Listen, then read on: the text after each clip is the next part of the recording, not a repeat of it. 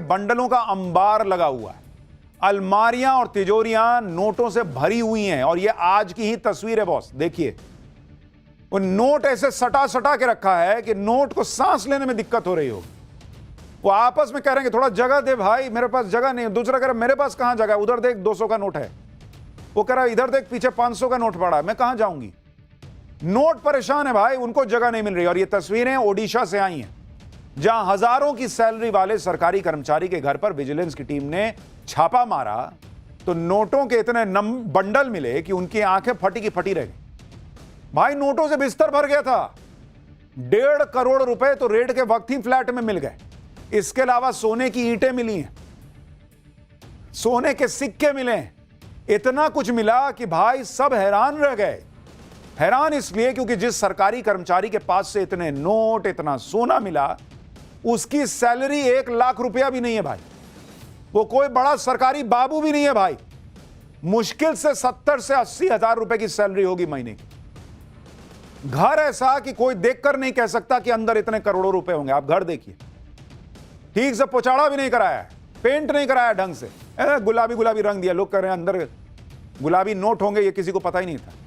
अच्छा, गुलाबी वाले तो आजकल आते नहीं, पीले हरे।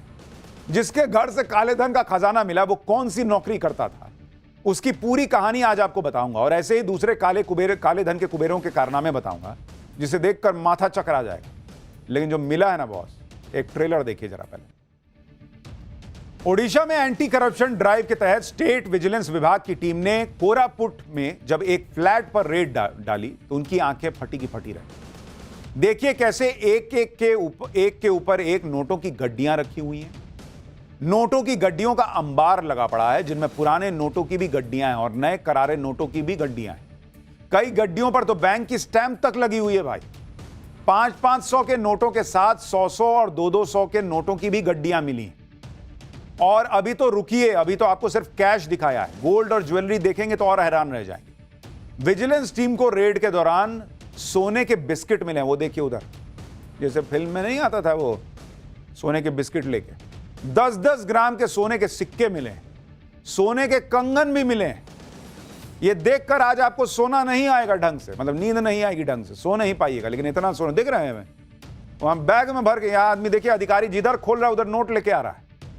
पूरे फ्लैट में विजिलेंस विभाग की टीम जहां हाथ डालती थी वहां से नोट निकल आता था। जिस भी अलमारी को खोल रहे थे काले धन का खजाना निकल रहा था। कहीं से कैश निकल रहा है, कहीं काली कमाई से बनी प्रॉपर्टी के कागजात निकल रहे हैं, कहीं से गोल्ड निकल रहा है।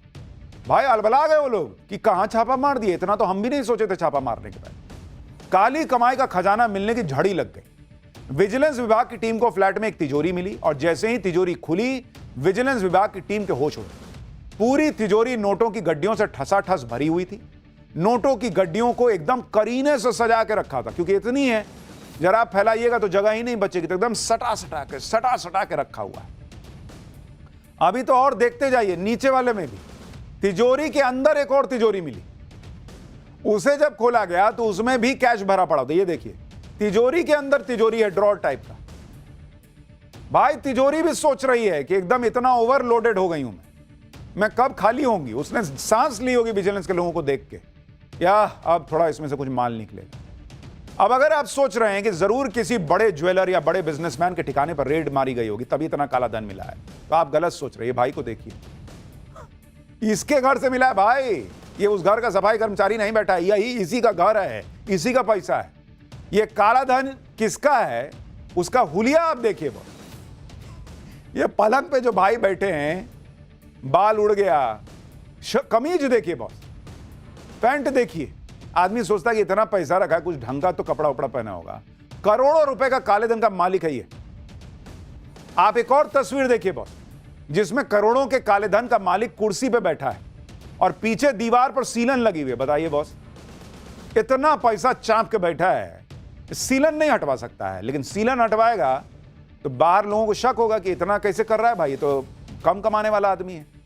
इसीलिए इतना पैसा कमा के भी इस टाइप से रह रहा है। टी शर्ट का गला जो है वो छाती के नीचे आने को तैयार है। इसकी हालत देखकर कहीं से लग रहा है कि काले धन का कुबेर हो सकता है।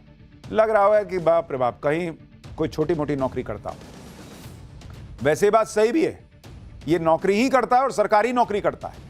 काले धन का यह कुबेर ओडिशा के वन विभाग का डिप्टी रेंजर रामचंद्र नेपाक। हरकत नापाक है, नाम नेपाक है। इसने साल 1989 में फॉरेस्ट गार्ड के तौर पर नौकरी शुरू की।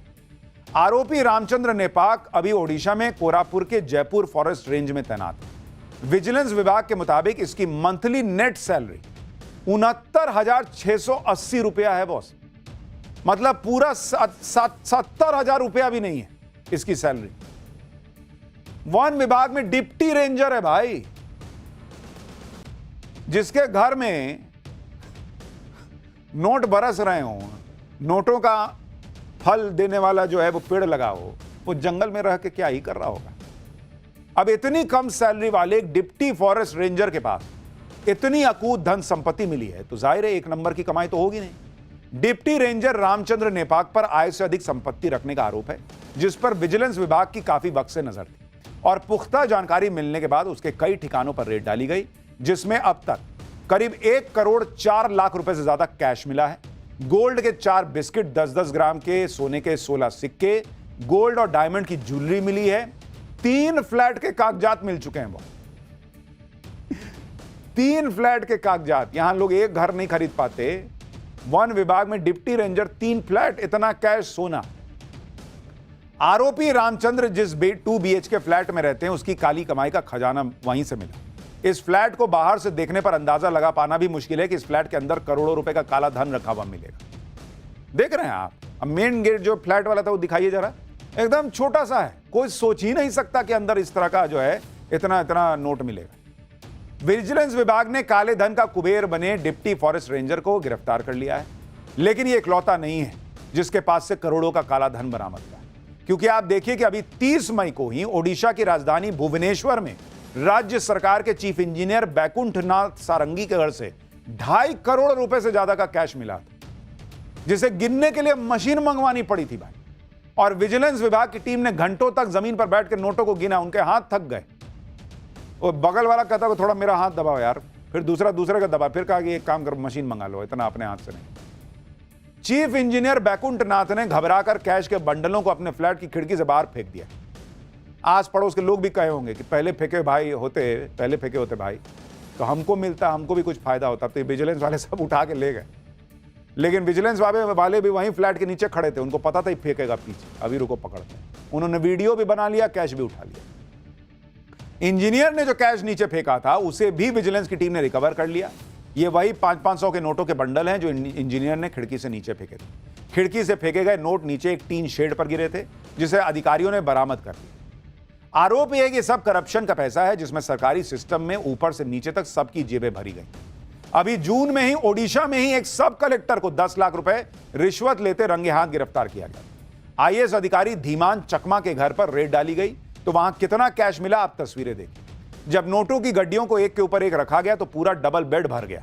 500 के नोटों की गड्डियां, 200 के नोटों की गड्डियां, 100 के नोटों की गड्डियां बेड पर चादर की तरफ बिछ गई। यह सारा कैश सब कलेक्टर साहब के सरकारी आवास से बरामद हुआ। आप देखिए कि देश के सरकारी सिस्टम में भ्रष्टाचार का लेवल क्या है।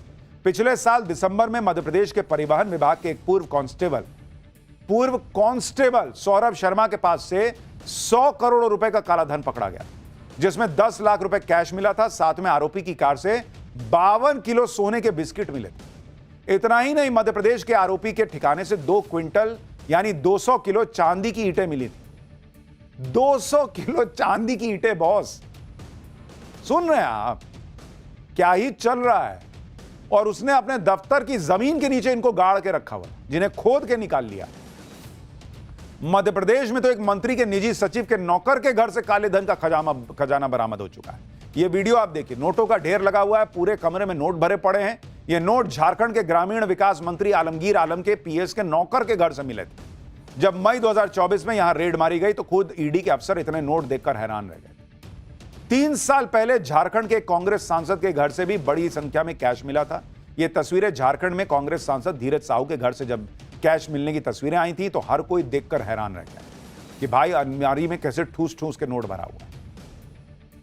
दूसरे तमाम केस जो हैं वो भी आपने देख लिए, लेकिन सबसे बड़ा सवाल यह है कि भाई आप सरकारी नौकरी में, लाख रुपए की भी सैलरी नहीं है और इतना इतना नोट मिल जाता है, और ओडिशा में एक के बाद एक इस तरह के केसेस आ रहे हैं।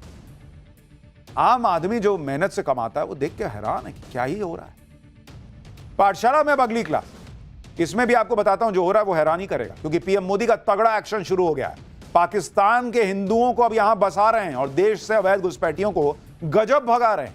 मोदी एंड टीम का ऐसा काम, अवैध घुसपैठिए खुद सामान समेटकर भारत से भागने लगे हैं क्या? प्रधानमंत्री नरेंद्र मोदी इस वक्त चुपचाप ऐसा तगड़ा एक्शन ले रहे हैं जिससे अंदर ही अंदर हड़कंप मचा हुआ है।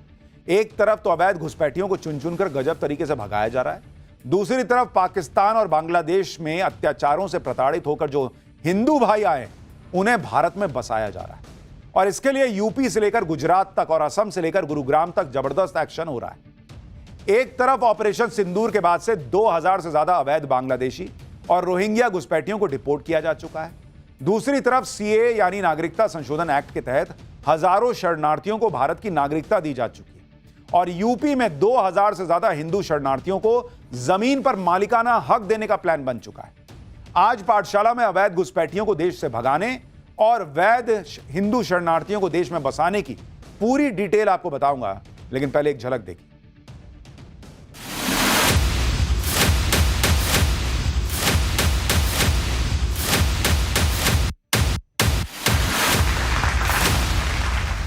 जमालपुर से है, बांग्लादेश में आया था। बहुत अच्छा है, हम लोग इंडिया का नागरिक हो गए, हम लोग अच्छा लग रहा है, बहुत अच्छा लग रहा है, गर्व महसूस हो रहा है।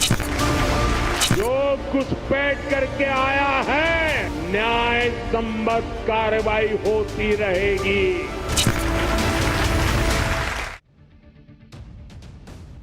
अवैध बांग्लादेशियों के खिलाफ कितना तगड़ा एक्शन हो रहा है उसकी तस्वीरें पहले आपको दिखाता हूं। असम के बोंगाई गांव में पुलिस ने रेलवे स्टेशन पर अवैध बांग्लादेशियों की धरपकड़ के लिए अभियान चला दिया और अवैध तरीके से भारत पहुंचे 8 बांग्लादेशी नागरिकों को गिरफ्तार किया।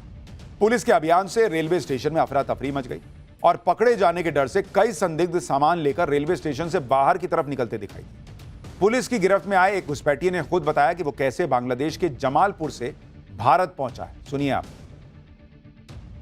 जमालपुर से है, बांग्लादेश में आया था। बांग्लादेश से इधर आया था। मैं बांग्लादेश जा रहा था। बांग्लादेश से आया था। बांग्लादेश जा रहा था। नहीं आया था। कौन सा ट्रेन से? ट्रेन में नहीं है, वो कार पे आया था। कार पे? बांग्लादेश से मेघालय के घुसा? हाँ। कहाँ से घुसा? वो पता नहीं है वो कहाँ से। वो सिक्योरिटी नहीं था। असम के मुख्यमंत्री हेमंत बिस्वा शर्मा कई बार साफ कर चुके हैं कि उन्होंने असम की जमीन का एक इंच हिस्सा अवैध बांग्लादेशियों से खाली कराने का संकल्प ले रखा है।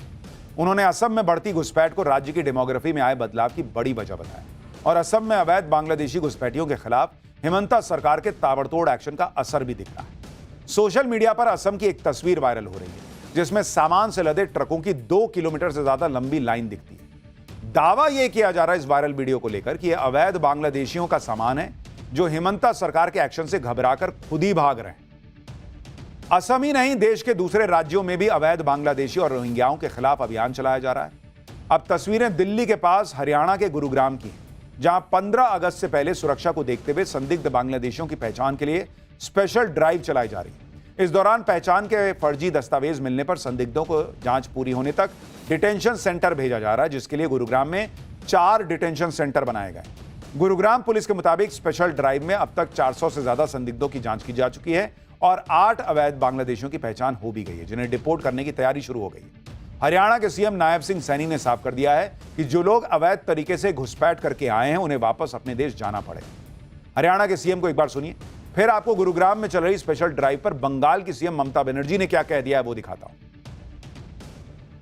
नहीं, देखिए जो बाहर